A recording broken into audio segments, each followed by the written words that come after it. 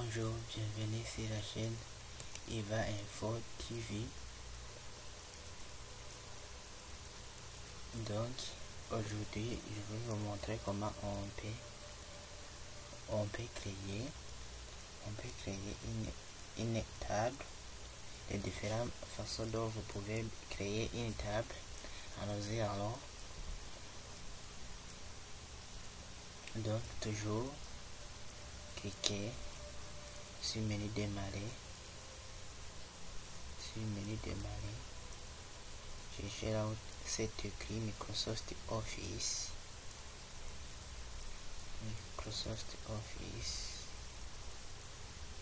Par exemple, si je ne peux pas montrer un curseur, ok, je mets Access par exemple et je clique sur Access.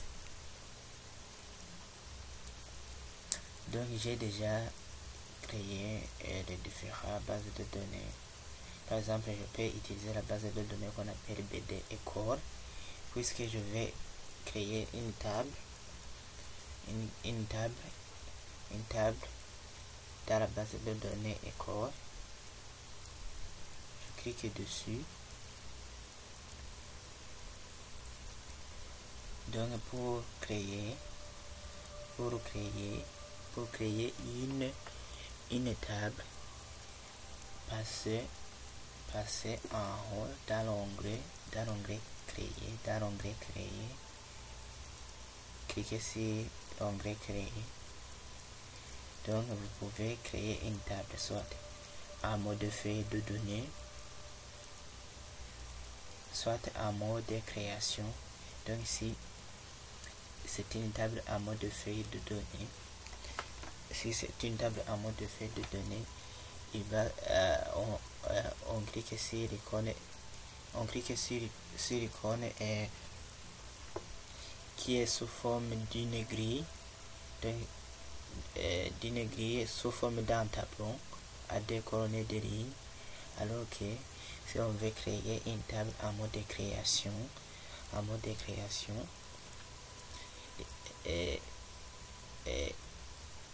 l'icône contient la grille de création, une cœur et une règle. Donc pour le moment je vais créer une table en mode création, par exemple,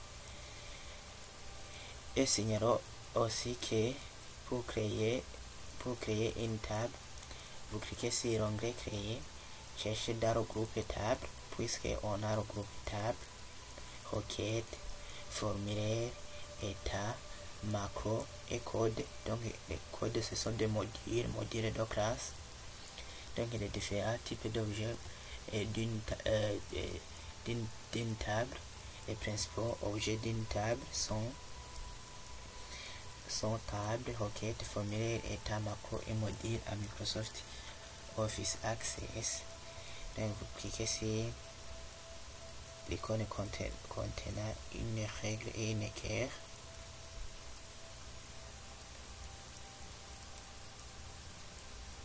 Et puis je vais créer la table qu'on appelle table élève.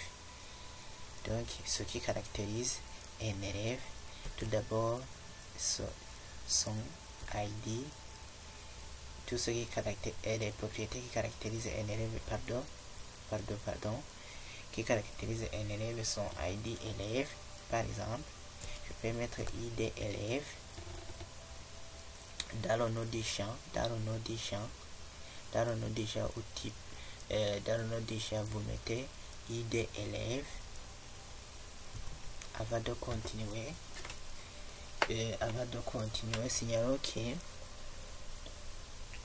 les différentes fenêtres ou bien les différentes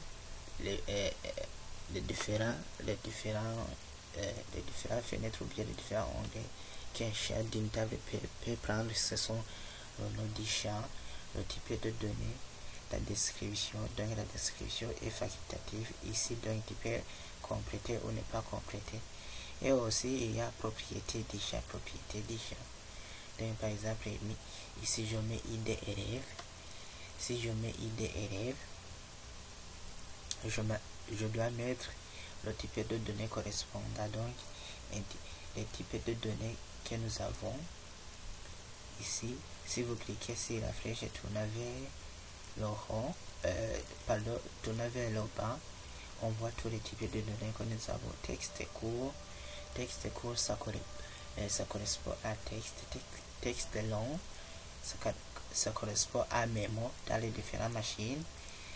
Ici c'est numérique, date est monétaire, numéro auto, oui, /non, objet on, et hypertexte, pièce jointe, calculé, assistant liste de choix, puisque id élève c'est un chat identifiant, donc un chat qui est unique. Je dois mettre entre trois types de données, soit numérique, soit numéro auto, ou bien soit texte.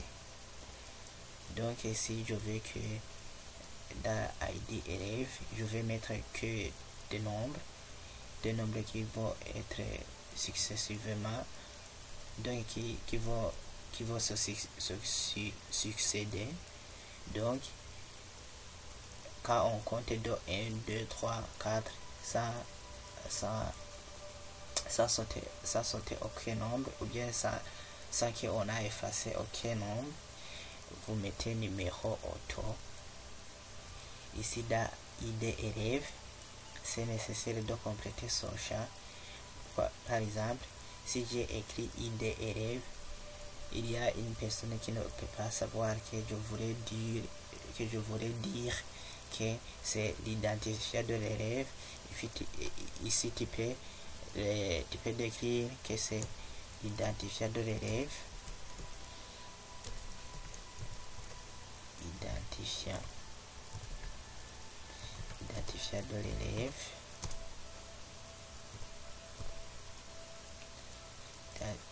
identifiant élève par exemple, pour que j'aille vite. Ainsi, dans description ou facultative, ici tu peux compléter ou ne pas compléter. Donc c'est ce qui signifie facultative et que tu peux compléter ou ne pas compléter. Une autre chose qui caractérise un élève, c'est son nom.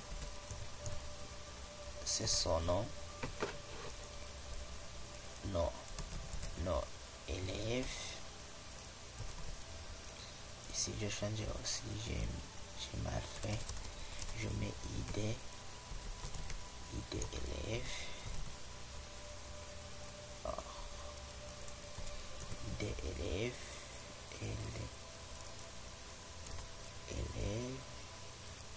ID élève. Signalons ainsi que pour mettre les noms du champ, ce que tu dois éviter, il ne faut pas mettre les accents, les espaces. C'est une bonne manière d'écrire en un seul mot. Si tu ne veux pas, si un mot contient plusieurs mots, tu peux utiliser ce qu'on appelle le camel case.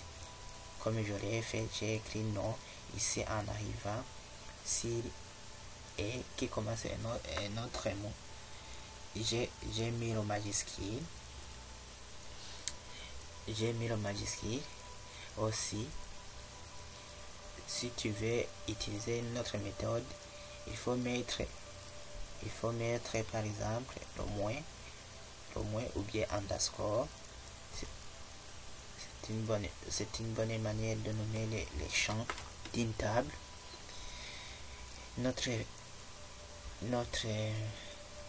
Avant d'aller vite, ici dans type de données, si tu nommes pas quelque chose, donc Access va nommer le type de champ correspondant par défaut, que c'est le texte court, texte dans d'autres machines.